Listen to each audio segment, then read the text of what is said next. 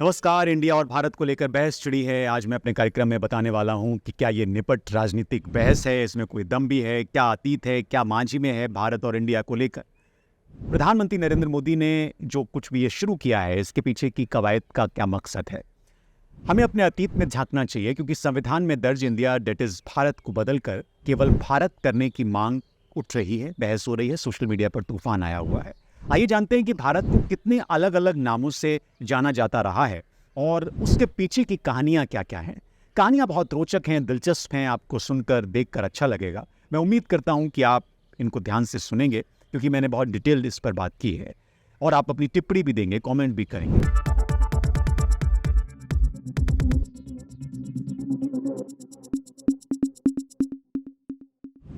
पुराने समय में भारत भूमि को अलग अलग तरह के नामों से जाना जाता रहा है।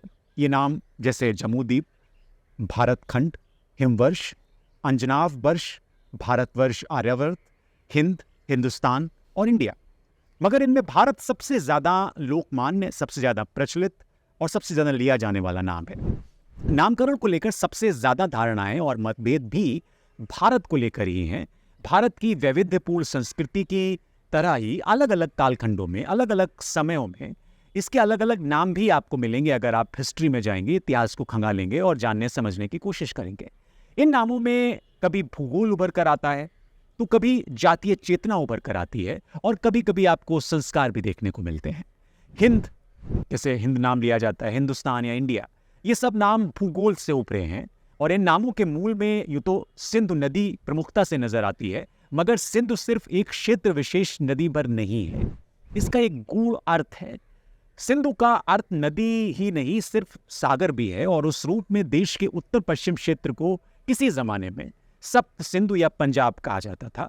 तो इसमें एक विशाल उपजाऊ इलाके को वहां बहने वाली 7 और 5 प्रमुख धाराओं से पहचानने की बात ही होती रही है लंबे समय तक। और इस तरह भारत नाम के पीछे सप्त सैंधव क्षेत्र में पनपी अग्निहोत्र संस्कृति, यानी अग्नि में आहुति देने की संस्कृति की एक पहचान होती है। पौराणिक युग में भरत नाम के कई सारे व्यक्ति भी हुए। दुष्यंत सुत के अलावा दशरथ पुत्र भरत भी इसमें मशहूर हैं, जिन्होंने खड़ाऊ राज किया था। तो कई सारे नाम है। इसके अलावा अगर आप नाट्य शास्त्र पढ़ेंगे, उसमें भरत मुनि का जिक्र है। एक राजर्षि भरत का भी उल्लेख उसमें मिलता है, जिनके नाम पर जड़ भरत मुहावरा भी प्रसिद्ध हो गया था, काफी उसको मशहूर हुआ था वो। मगधराज इंद्रधुम्न के दरबार में भी एक भरत ऋषि हुआ करते थे। एक योगी भी थे जिनका नाम भरत था। पद्म पुराण में एक दुराचारी ब्राह्मण का नाम भी भरत है, अगर आप उसको पढ़ेंगे उनका उल्लेख मिलता है। ऐत्रेय ब्राह्मण में भी दुष्यंत पुत्र भरत ही भारत नामकरण के पीछे खड़े हुए दिखाई देते हैं।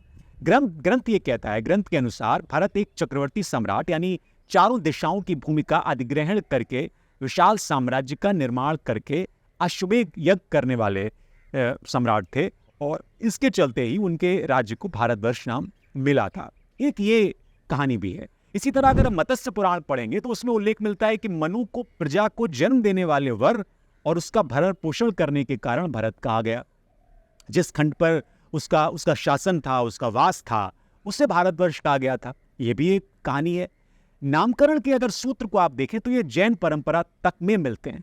भगवान ऋषभ देव के जो बड़े बेटे थे महायोगी भरत, उनके नाम से भी इस देश का नाम भारतवर्ष पड़ा था, यह भी कहा जाता है। संस्कृत में वर्ष का एक अर्थ होता है, जिसका मतलब होता है इलाका, बंटवारा, हिस्सा।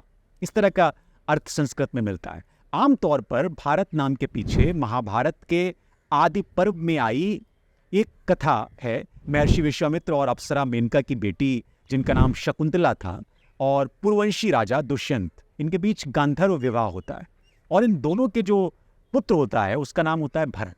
ये बड़ी मशहूर कहानी है। ऋषि कण्व ने आशीर्वाद दिया था कि भरत आगे चल के चक्रवर्ती सम्राट बनेंगे, और उनके नाम पर इस भूखंड का नाम भारत प्रसिद्ध होगा। ये कहानी बहुत सुनी जाती है। अधिकांश लोगों के दिमाग में भारत नाम की उत्पत्ति यही प्रेम कथा की वजह से मानी जाती है। आदि पर्व में आए इस प्रसंग पर कालिदास ने अभिज्ञान शाकुंतलम नाम के एक महाकाव्य में ये बड़ा विस्तार से लिखा है। ये एक प्रामाख्यान है, और इसकी वजह से ये काफ़ी मशहूर भी हुआ, क्योंकि इसमें प्रेम का बड़ा विस्तार से वर्णन किया गया है। दो प्रेमियों के अमर प्रेम की कहानी इस में लिखी गई है, और इसलिए ये लिखा गया है। और इसी वजह से ये भी कहा जाता है कि इसी दुष्यंत और शकुंतला के बेटे भरत की वजह से इस विशाल भूमि की जो नाम था वो भारत पड़ा। इतिहास के अध्येताओं का आमतौर पर यह मानना है कि भरत जन्म इस देश में दुष्यंत पुत्र भरत से भी पहले से थे। इसलिए ये तार्किक है कि भारत का नाम किसी व्यक्ति विशेष के नाम पर न होकर बल्कि किसी जाति समूह, जाति के ग्रुप के नाम पर प्रचलित हुआ होगा, क्योंकि ये कहानी पहले से भी है। जैसे भरत जन अग्निपूजक, अग्निहोत्र और यज्ञ प्रिय थे। वैदिकी में भरत का अर्थ होता है अग्नि लोकपाल या विश्व रक्षक, ये इसका अर्थ होता है भरत का। और एक राजा का नाम भी इससे जुड़ा रहा है। ये राजा वही भरत हैं जो सरस्वती, घग्गर के किनारों पर कभी राज किया करते थे। संस्कृत में भर शब्द का जो अर्थ है उसका अर्थ होता है युद्ध, और दूसरा है समूह या जनगण, और तीसरा अर्थ है भरण पोषण, जो भर शब्द का अर्थ है। जाने माने भाषाविद डॉक्टर रामविलास शर्मा वो भी कहते हैं कि ये अर्थ एक दूसरे से भिन्न और परस्पर विरोधी जान पड़ते हैं, इसलिए इसकी और गहराई में जाने की जरूरत है। भर का अर्थ युद्ध और भरण पोषण दोनों हो तो वो एक शब्द की अपनी विशेषता नहीं है।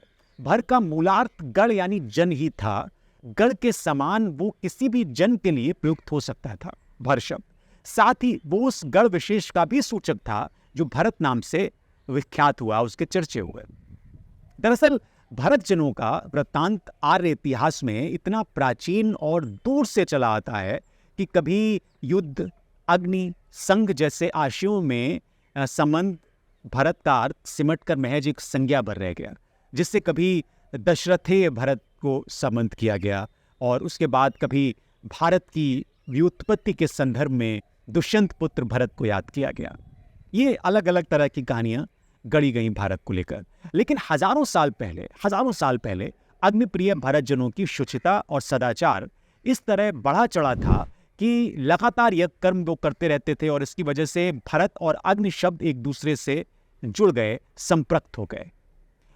भारत शब्द मानो अग्नि का विशेषण बन गया था उस वक्त, क्योंकि ये लोग बहुत यज्ञ वगैरह करते थे। संदर्भ ये बताते हैं कि देवश्रवा और देववात, इन दो भरतों यानी भारत जन के दो ऋषियों ने ही मंथन के द्वारा अग्नि प्रज्वलन की तकनीकी खोजी थी एक जमाने में। ये कई ग्रंथों में लिखा हुआ है। डॉक्टर रामविलास शर्मा एक और बात कहते हैं। वो कहते हैं कि ऋग्वेद के कवि भरतों के अग्नि से संबंध की इतिहास परंपरा के प्रति काफी सचेत है, काफी उन्होंने गहराई से बात की। भरतों से निरंतर संसर्ग के कारण अग्नि को भारत कहा गया, और इसी तरह यज्ञ में निरंतर काव्यपाठ की वजह से कवियों की वाणी को भारती कहा गया। तो भारती शब्द आप अक्सर देखेंगे कि काव्य पाठ सरस्वती के तट पर जब होता है तो ये नाम भी कवियों की वाणी से संबंध हो गया उसी वक्त, क्योंकि सरस्वती और कवियों और गले की काफी बात हुई है। अनेक वैदिक मंत्रों में भारती और सरस्वती का उल्लेख आपको मिल जाएगा। ये आप जब पढ़ेंगे तो आपको ये चीज समझ आएगी। पुराने ग्रंथों में वैदिक युगीन एक मशहूर जाति भरत का नाम कई संदर्भों में आता है। ये सरस्वती नदी या आज की जो घग्गर है उसके कछार में बसने वाला समूह था। ये यज्ञ प्रिय अग्निहोत्र जन थे, ये इसमें विवरण मिलता है। और इन्हीं भरत जन के नाम से उस समय के समूचे भूखंड का नाम भारतवर्ष हो गया था। विद्वानों के मुताबिक भरत जाति के मुखिया सुदास थे, उनका नाम सुदास था, और वैदिक युग से ही पहले पश्चिमोत्तर भारत में निवास करने वाले जनों के अनेक संघ हुआ करते थे और इन्हें जन कहते थे। इस तरह भरतों के इस संघ को भरत जन नाम से जाना जाने लगा। बाकी अन्य आर्य संघ भी अनेक जन में विभाजित थे, और इनमें पुरु, यदु, तुर्वसु, त्रत्सु, अनु, द्रहु, कांधार, विषाणिन, पक्व, केकय, शिव, अलिन, भलान, त्रत्सु और संजय जैसे जनसमूह भी थे। इन्हीं जनों में 10 जनों से सुदास और उनके त्रस्तु कबीले का युद्ध हुआ था। सुदास के जो त्रत्सु कबीले के विरुद्ध 10 प्रमुख जातियों के गढ़ या जन लड़ रहे थे। इनमें पंचजन, जिसे अविभाजित पंजाब समझा जाता है आज, यानी पुरु, यदु, तुर्वसु, अनु और द्रहु के अलावा भालानस, बोलान, दर्रा इलाके के लोग, अलिन, काफिरिस्तान इलाके के लोग, शिव, सिंध, पख्त, पश्तून और विषाणिनी कबीले के लोग शामिल थे। तो इनके बीच युद्ध चल रहा था, और इस महायुद्ध को महाभारत से भी 2500 साल पहले हुआ बताते हैं। कहते हैं कि ये महाभारत से पहले हुआ। साधारण सी बात यह है कि ये युद्ध, जिसका नाम ही महाभारत है, कब हुआ होगा ये समझने की जरूरत है। इतिहासकार ये कहते हैं, इतिहासकारों के मुताबिक ईसा से करीब 2500 साल पहले कौरवों पांडवों के बीच महासमर हुआ था, ईसा से 2500 साल पहले। और ये एक ग्रह कलह थी, आपसी झगड़ा था जो महासमर में बाद में बदल गया, ये तो ठीक है। पर इस देश का नाम भारत है और दो कुटुंबों की कलह की निर्णायक लड़ाई में देश का नाम क्यों आया, ये समझने वाली बात है। इसकी वजह यह है कि इस युद्ध में भारत की भौगोलिक सीमा में आने वाले लगभग सभी साम्राज्यों ने हिस्सा लिया था, कोई भी बचा नहीं था, और इसलिए इसे महाभारत कहा जाने लगा। ये एक आपको तथ्य मिल जाएगा। दासराज यज्ञ इससे भी 2500 साल पहले हुआ था, ये प्रमाण हैं। यानी आज से करीब 7500 साल पहले दासराज युद्ध हुआ था, और इसमें त्रत्सु जाति के लोगों ने 10 राज्यों के संघ पर अभूतपूर्व विजय प्राप्त की थी, जिसका मैं शुरू में जिक्र कर रहा था। त्रत्सु जनों को भरत जनों का संघ कहा जाता था, और इस युद्ध से पहले यह क्षेत्र अनेक नामों से मशहूर हुआ करता था। इस विजय के बाद उस वक्त के आर्यावर्त में भरत जनों का वर्चस्व बढ़ने लगा, क्योंकि वो युद्ध जीत गए थे, और तत्कालीन जनपदों के महासंघ का नाम भारत हो गया, अर्थात भरतों का। अब ये स्पष्ट है कि महाभारत में उल्लेखित शकुंतला पुत्र महाप्रतापी भरत का उल्लेख एक रोचक प्रसंग है, और इसका क्या कनेक्ट है ये भी आप समझ रहे होंगे। अब बात करते हैं हिंदुस्तान की। ईरानी हिंदुस्तानी पुराने संबंधी थे। ईरान पहले फारस था, उससे भी पहले आर्यनम, आर्या या आर्यान, अवेस्था में इन नामों का उल्लेख आपको मिल जाता है। माना यह जाता है कि हिंदू कुश के पार जो आर्य रहते थे उनका संघ ईरान कहलाया, और पूरब में जो थे उनका संघ आर्यावर्त कहलाया। ये दोनों समूह बहुत महान हुआ करते थे, बड़े पराक्रमी थे, बड़े प्रभावशाली थे, इनका अपना रुतबा था, जलवा जलाल था। दरअसल भारत का नाम सुदूर पश्चिम तक तो खुद ईरानियों ने ही पहुंचाया था, क्योंकि उनका ये काम हुआ करता था उस जमाने में। कुर्द सीमा पर बेहस्तून शिलालेख पर उत्कीर्ण हिंकुश शब्द इसकी गवाही देता है कि कैसे वो इस नाम को आगे तक ले गए। फारसियों ने अरबी भी सीखी, मगर अपने अंदाज में सीखी, और एक जमाने में अग्निपूजक जरस्तुरियों का ऐसा जहूरा था, वहाँ इस्लाम का आविर्भाव भी नहीं हो पाता था। और ये बातें तो इस्लाम से भी सदियों पहले और ईसा मसीह से भी 4 सदी पहले की मैं आपको बता रहा हूँ, जो ये पूरा सिलसिला चला नाम का। संस्कृत अवेस्ता में गर्भनाल का रिश्ता रहा है, और हिंदू कुश बामियान के इस पार यज्ञ होता था, तो उस पार यज्ञ, आर्यमन, अर्थवन, होम, सोम, हवन जैसी समानार्थी पदावलियां भी यहाँ थी और वहाँ भी थी। फारसियों के ग्राह देश ग्राह होने का दायरा नहीं यहीं तक नहीं रहा, इस्लाम के दायरे में भी सनातनता का सौहार्द दिखता है। हिंदुश शब्द तो ईसा से भी 2000 साल पहले अक्कादी सभ्यता में था। हिंदुश, अक्कद, सुमेर, मिस्र सबसे भारत के रिश्ते थे, और ये हड़प्पा दौर की बात है जो मैं आपको बता रहा हूँ इन शब्दों की। सिंधु सिर्फ नदी नहीं बल्कि सागर है, धारा और जल का पर्याय था उस जमाने में। सिंध का 7 नदियों वाले प्रसिद्ध सप्त सिंधु क्षेत्र को प्राचीन फारसी में हफ्त हिंदू कहा जाता था। हफ्त हिंदू क्यों कहा जाता था? जाहिर है हिंद, हिंदू, हिंदवान, हिंदुश जैसी अनेक संज्ञाएं बहुत प्राचीन हैं, इसका बड़ा पुराना इतिहास है। अब जैसे एक इंडस है, इसी हिंदश का ग्रीक समरूप है। ये इस्लाम से भी सदियों पहले की बात है, और इस्लाम भी तब नहीं था। ग्रीक में भारत के लिए इंडिया अथवा सिंधु के लिए इंदस शब्दों का प्रयोग दरअसल इस बात का प्रमाण है कि हिंद अत्यंत प्राचीन शब्द है और भारत की पहचान है ये हिंद। संस्कृत का स्थान फारसी में स्थान हो जाता है संस्कृत फारसी में, और इस तरह हिंद के साथ जुड़कर ये हिंदुस्तान बन गया।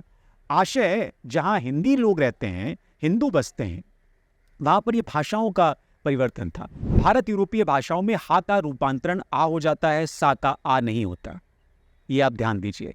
मेसोपोटामियाई संस्कृतियों से हिंदुओं का ही संपर्क था। हिंदू दरअसल ग्रीक, इंडस, अरब, अक्काद, पर्शियन संबंधों का परिणाम है हिंदू। और इंडिका का प्रयोग मेगास्थनीज ने किया। वो लंबे समय तक पाटलिपुत्र में भी रहे, मगर वहां पहुंचने से पहले वाख्त्री यानी बैक्ट्रिया, गांधार, तक्षशिला जिसको टेक्सला बोलते थे, वो इलाकों से गुजरे थे। और यहाँ हिंदू, हिंदवान, हिंदू जैसे शब्द प्रचलित हुआ करते थे उस वक्त। उनकी वजह से भी उसने ग्रीक स्वतंत्र के अनुरूप इनके इंडस, इंडिया जैसे रूप ग्रहण किए। और ये ईसा से 3 सदी और मोहम्मद से 10 सदी पहले की बात है। आप सोचिए ईसा से भी पहले की बात है, मोहम्मद से भी पहले की बात है। यहाँ जम्बूद्वीप की बात है, ये सबसे पुराना नाम है जम्बूद्वीप। भारत के साथ आर्यव्रत भारतवर्ष भी धीरे धीरे करके बड़ा होता गया, लेकिन ये तमाम विवरण बहुत विस्तार भी मांगते हैं कि आप इसको बहुत विस्तार से पढ़ें, और इन पर अभी गहन शोध चल रहे हैं। एक और उल्लेख है, जामुन के फल की बात है। जामुन के फल को जम्मू कहते हैं संस्कृत में, इसका उल्लेख आपको कई जगह मिल जाएगा। इस केंद्रीय भूमि पर, यानी आज के भारत में जहां हम लोग रहते हैं, किसी काल में जामुन के बहुत सारे पेड़ हुआ करते थे, बहुलता थी, और इसी वजह से इसे जम्बूद्वीप कहा जाने लगा। सबसे प्राचीन नाम जम्बूद्वीप है, ऐसा माना जाता है। जो भी हो, हमारी चेतना जम्बूद्वीप के साथ नहीं, भारत के साथ बाद में जुड़ी है। भारत संज्ञा की सभी परतों में भारत होने की कथा खुदी हुई है। तो भारत एक बहुत दिनों से, बहुत पुराने समय से लिया जाने वाला नाम है, लेकिन कैसे कैसे अलग अलग लोगों के आने से, अलग अलग भाषाओं के आने से ये बदलता रहा, इसका आपने एक प्रमाण देखा। ये इतिहास का एक हिस्सा है। इसको आप अगर और डिटेलिंग में जाएंगे तो आपको इस तरह की और सारी चीज़ें मिलेंगी जो हैरान करने वाली हैं। तो समझने वाली बात यह है कि हमें इन पर भी गौर करना चाहिए। आज के इस कार्यक्रम में इतना ही। इंडिया वर्सेस भारत का जो ये विवाद चल रहा है, ये पीपुल वर्सेस पॉलिटिक्स की तरह ही है, और हम सबको समझने की ज़रूरत है ये क्यों चल रहा है। अब देखना होगा कि इससे किसको कितना फ़ायदा होता है।